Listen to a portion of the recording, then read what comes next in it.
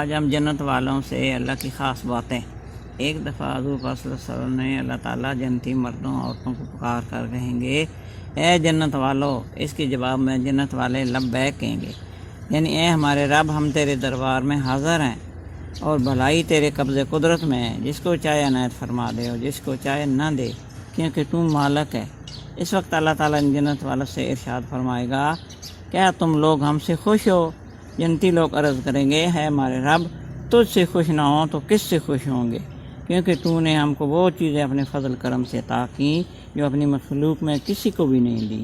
اس پر اللہ تعالیٰ ارشاد فرمائے گا، کیا اس سے بہتر اور اعلیٰ چیز تم کو نہ دوں؟ جنت والے عرض کریں گے، اے ہمارے رب، ان نعمتوں سے زیادہ کون سی چیز بہتر ہوگی جو تو نے ہمیں جنت میں دے رکھی ہے، یعنی ہر قسم کے کھانے کی چیزیں، عمدہ عمدہ لباس، اعلیٰ اعلیٰ مکانات اور باغات وغیرہ۔